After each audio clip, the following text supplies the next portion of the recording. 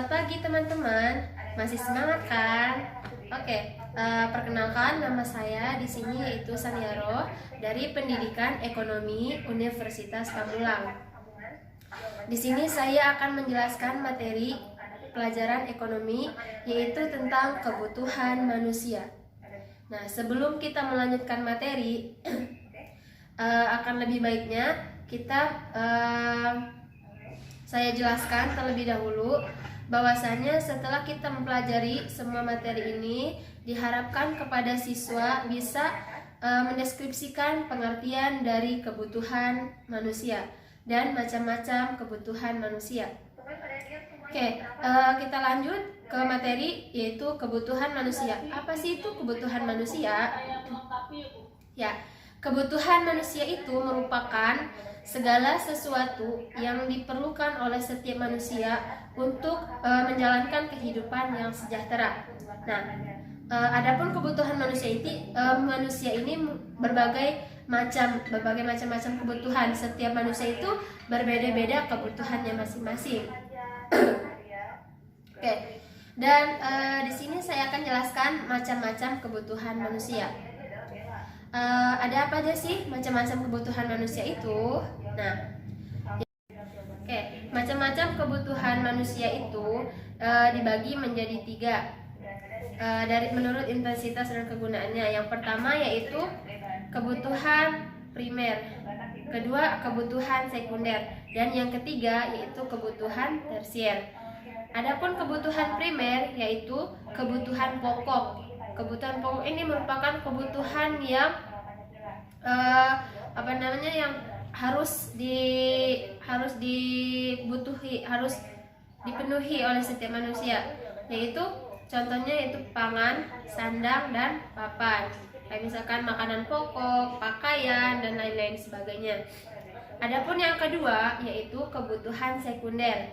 Kebutuhan sekunder ini merupakan kebutuhan setelah terpenuhinya kebutuhan pokok, yaitu misalkan kayak keinginan kita ya, kebutuhan sekunder itu. Nah, kebutuhan sekunder ini contohnya kayak misalkan televisi, meja, kursi, dan lain-lain sebagainya. Oke, lanjut yang ketiga yaitu kebutuhan tersier. Nah, kebutuhan tersier di sini yaitu kebutuhan mewah, akan barang mewah. Contohnya seperti apa? Seperti mobil mewah, terus perhiasan, ya seperti itu. Oke, kita lanjut. Macam-macam kebutuhan yang kedua yaitu kebutuhan menurut waktunya.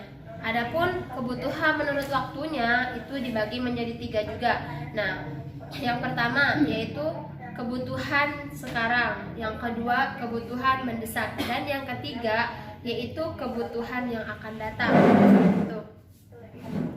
Di sini saya akan jelaskan satu persatu kebutuhan menurut waktunya. Yang pertama yaitu kebutuhan sekarang. Kebutuhan sekarang itu merupakan kebutuhan yang harus dipenuhi saat ini juga dan tidak bisa ditunda. Tidak bisa ditunda.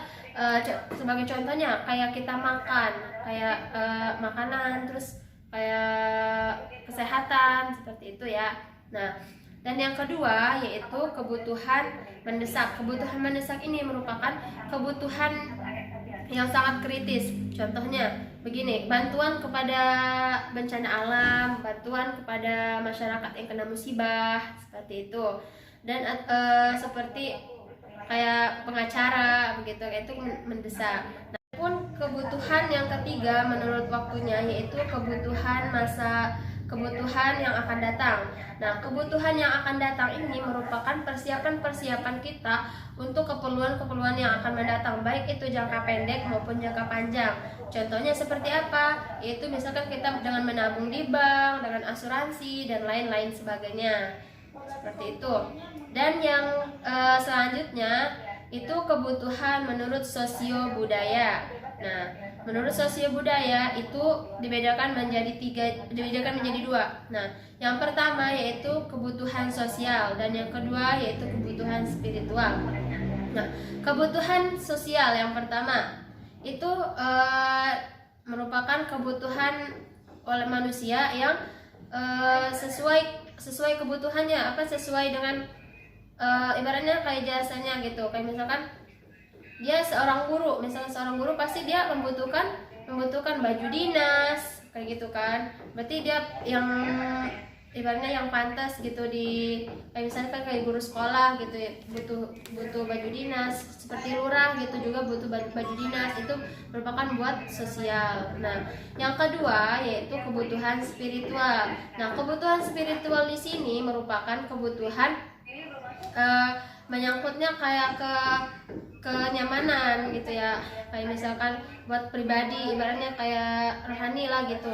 Nah, itu buat kenyamanan, terus apa namanya, kebebasan seperti itu. Nah, mungkin materi kita hari ini kita cukupkan sampai di sini dulu. Mungkin lain waktu kita ketemu lagi. Lebih kurangnya saya mohon maaf. Wassalamualaikum warahmatullahi wabarakatuh.